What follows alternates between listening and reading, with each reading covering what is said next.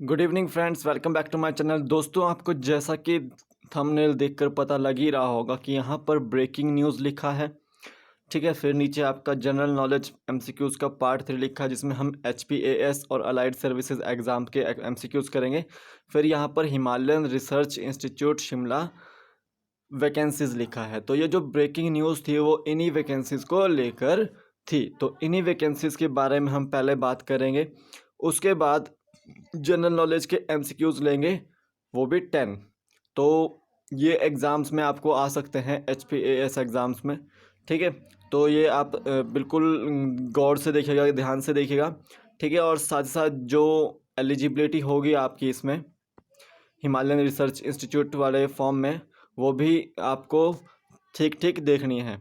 तो चलते हैं दोस्तों हमारे आज के वीडियो की ओर। वीडियो को देखने से पहले लाइक कर दीजिए, शेयर कर दीजिएगा, और अगर सब्सक्राइब नहीं किया है तो सब्सक्राइब बटन पर क्लिक कीजिए, चाहे वो कैसे भी कीजिए, पर कीजिए ज़रूर। तो चलते हैं दोस्तों हमारे आज के वीडियो की ओर। देखिए, यहाँ पर हमने ब्रेकिंग न्यूज़ डाली है। ब्रेकिंग न्यूज़ में हमने लिखा है Himalayan research institute Shimla vacancy.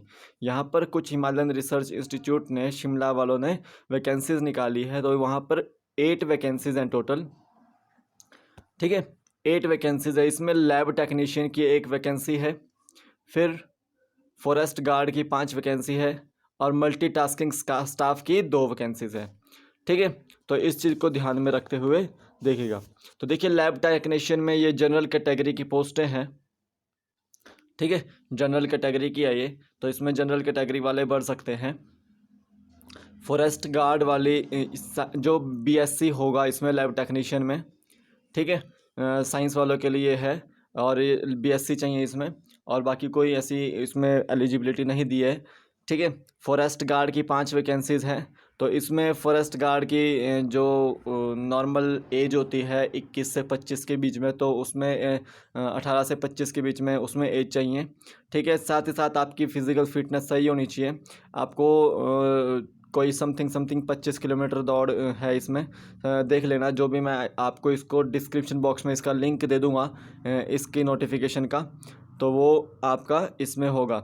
उसी तरह से मल्टीटास्किंग स्टाफ, इसमें ये 10th लेवल पे है, बट यहाँ पे एक्सपीरियंस भी मांगा है कुछ। अगर आपके पास है एक्सपीरियंस तो आप इसको भरिए, क्योंकि ये पोस्टें जो है आपके काम आएगी और ये फिलअप भी होंगी। तो देखिए, ये जो पोस्टें हैं ये आपकी ऑफलाइन भरी जाएंगी, और 15 जून इसकी लास्ट डेट है। ठीक है, 15 जून इसकी लास्ट डेट है, और SC ST के लिए 30 जून इसकी लास्ट डेट है। ठीक है, SC ST के लिए, ये जनरल के लिए और ये SC ST के लिए ये लास्ट डेट है। ठीक है, तो इसमें आपकी 300 रुपीज़ जो है फ़ीस लगेगी। ठीक है, 300 रुपीज़ फ़ीस लगेगी। ठीक है, इसमें कुछ में 200 भी लग रही है, कुछ में 300 भी लग रही है। तो आप इसको चेक कर लीजिएगा, इसका डिस्क्रिप्शन बॉक्स में मैं पूरी की पूरी डिटेल डाल दूंगा, आप वहां से डाउनलोड कर लीजिएगा। ठीक है, तो आपको यहाँ पर एलिजिबिलिटी के आधार पर फॉर्म को भरना है। तो इसमें सभी में जो है आपका जनरल नॉलेज आएगा 20 मार्क्स का। ठीक है, अरिथमेटिक वाले क्वेश्चन आएंगे, मैथमेटिक्स के क्वेश्चन आएंगे 20, इंग्लिश और जनरल साइंस के क्वेश्चन आएंगे 20, और 40 मार्क्स का आपका जो मेन सब्जेक्ट होंगे। यहाँ पर 4 मेन सब्जेक्ट दिया इन्होंने, एग्रीकल्चर, बॉटनी, जोलॉजी एंड एक और भी है शायद, हॉर्टिकल्चर भी है शायद, या टेक्निकल कोई पेपर है शायद, उसमें से आपको ये क्वेश्चंस आएंगे। तो यहाँ पर 100 मार्क्स का पेपर होगा। ठीक है, और इन्होंने लिखा है कि फॉरेस्ट गार्ड के जो पेपर होगा वो उसमें फ़िज़िकल फिटनेस टेस्ट भी होगा, ग्राउंड टेस्ट भी होगा, जिसमें आपकी हाइट चेस्ट नापी जाएगी, और आपका रेस वगैरह, लॉन्ग जंप, हाई जंप हो सकता है इसमें। ठीक है, और उसमें इंटरव्यू नहीं होगा फॉरेस्ट वाले गार्ड वाले उसमें। तो ये चीज़ें आपको देखनी है। ठीक है, तो ये थी वैकेंसीज हमारी ब्रेकिंग न्यूज़। तो अब चलते हैं दोस्तों हमारे आज के फर्स्ट क्वेश्चन की ओर। फर्स्ट क्वेश्चन है, वृहत कोश इज रिटन बाय। जो वृहत कोश थी वृहत कथा जी थी, कोश था, वो किसके द्वारा लिखी गई? क्या कल्हण द्वारा लिखी गई, क्या हरिसेन द्वारा लिखी गई, क्या बाणभट्ट द्वारा लिखी गई, क्या आपका भास्कर द्वितीय द्वारा लिखी गई? तो बृहत कोश कथा जो कोश है वो आपकी हरिसेन ने लिखी। तो ऑप्शन बी इसका राइट आंसर है। नेक्स्ट क्वेश्चन है, the British general who defeated Tantya Tope and Rani Jhansi in central India. उस ब्रिटिश जनरल का नाम बताना है जिन्होंने तांत्या टोपे और रानी झांसी को सेंट्रल इंडिया में हराया है। क्या नाम था उनका?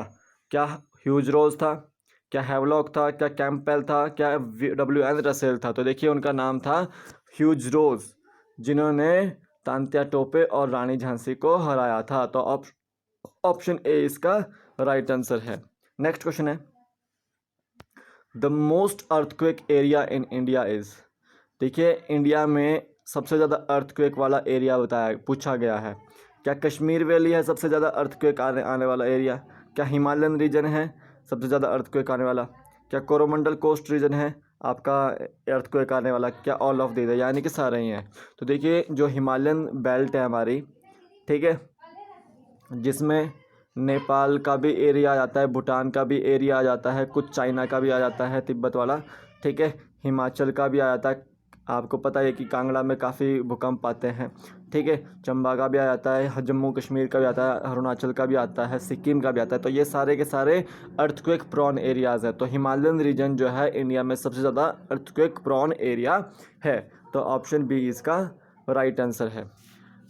नेक्स्ट क्वेश्चन है, the Caribbean ocean current belongs to. जो करेबियन ओशियन है वो कौन से ओशियन में आता है?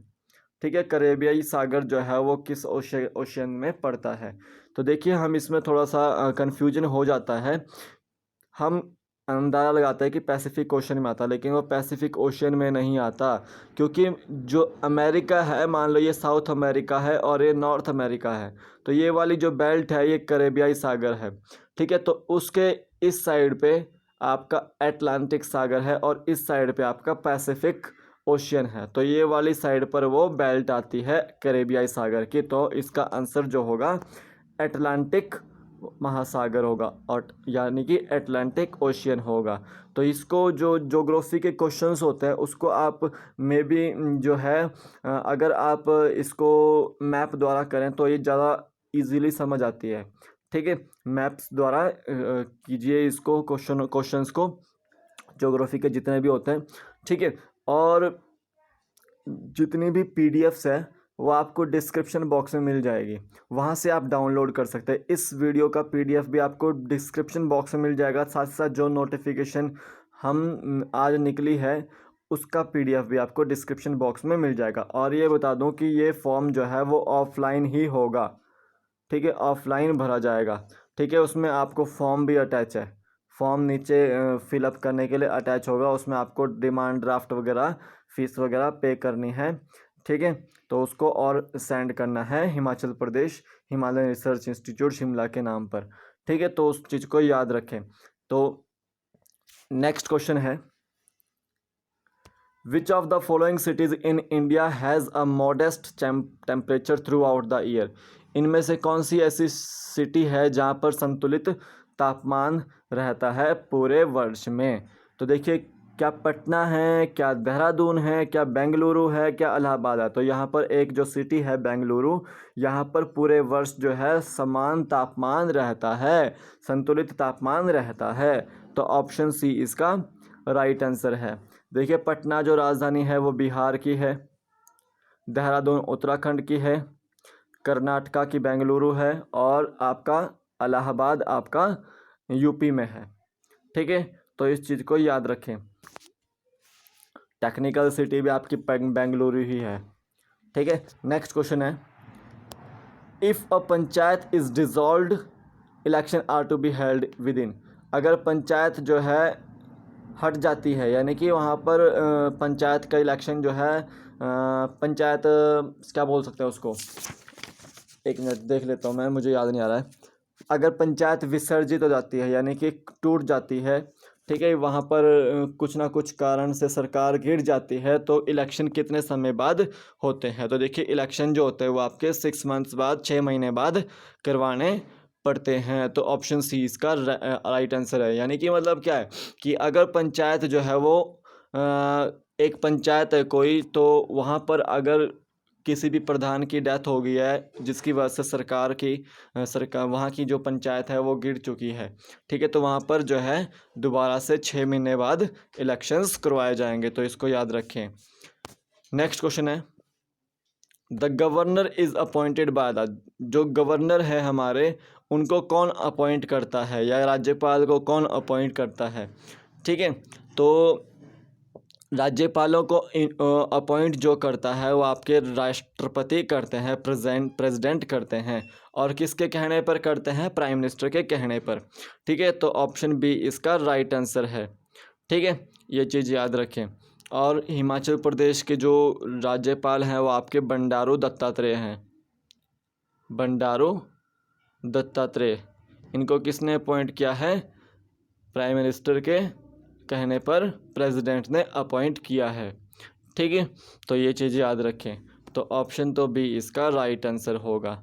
देखिए एक एक क्वेश्चंस को बिल्कुल ध्यान से सॉल्व कीजिए, ठीक है, क्योंकि यही क्वेश्चंस जो हैं आपको बार बार रिपीट होते रहते हैं, चाहे वो HPAS का एग्ज़ाम हो, चाहे वो अलाइड सर्विस का एग्ज़ाम हो, चाहे वो आपका कोई भी एग्ज़ाम हो, ठीक है।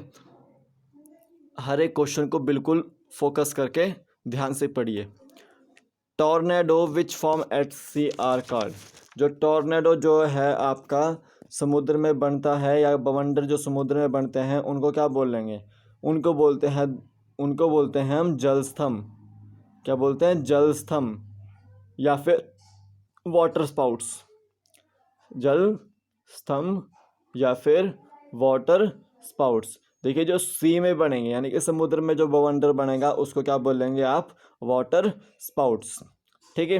तो ऑप्शन ए इसका राइट आंसर है। नेक्स्ट क्वेश्चन है, द जुम्मा ट्राइब फाउंड इन, जो जुम्मा ट्राइब होते हैं वो कहाँ पर पाए जाते हैं? तो देखिए वो पाए जाते हैं अमेजोन में, ठीक है, अमेजोन के बेसिन में वो पाए जाते हैं, ठीक है, जहाँ अमेजोन रिवर बहती है, अमेजोन के जंगल हैं, तो वहाँ पर वो पाए जाते हैं। तो ऑप्शन ए इसका राइट आंसर होगा। तो ब्राज़ील वगैरह के इलाकों में, ब्राज़ील के जंगलों में वो वहाँ पाए जाते हैं, ठीक है, इस तरह से याद रखें। फिर यहाँ पर देखिए, the grasslands in Brazil are known as, जो ब्राज़ील में जो है ग्रासलैंड होता है उसको क्या बोलते हैं? उसको बोलते हैं कैंपोज, कैंपोज बोलते हैं। जो ब्राज़ील में ग्रासलैंड होता है उसको बोलते हैं आप कैंपोज। तो ऑप्शन ए इसका राइट आंसर है। तो ये थे आज के MCQs और यहाँ पर ब्रेकिंग न्यूज़ भी थी। तो वैकेंसीज़ को फुल फिलअप कीजिएगा और बिल्कुल ध्यान से कीजिएगा क्योंकि यहाँ पर एलिजिबिलिटी क्राइटेरिया चलने वाला है। और प्लीज़ हर एक पेपर की तैयारी कीजिए क्योंकि फ्री में बैठोगे तो आप समझ लो कि HAS का एग्ज़ाम या फिर अलाइड सर्विस का एग्ज़ाम जो भी आप एग्ज़ाम दे रहे हो वो क्वालिफाई नहीं कर पाओगे। इसलिए थोड़ा थोड़ा करके स्टडी करते रहिए, ठीक है, क्योंकि TGT का एग्ज़ाम भी आपका जल्द से जल्द हो सकता है, क्योंकि 2 महीने के अंतर्गत हो सकता है। तो कल हम जो है थोड़ा उसका TGT का सिलेबस दोबारा से एक बार देखेंगे और कईयों चीज़ों का सिलेबस भी देखेंगे हम, ठीक है। तो मेरे साथ कल रात को जुड़ना ना भूलिएगा। तो तब तक के लिए जय हिंद।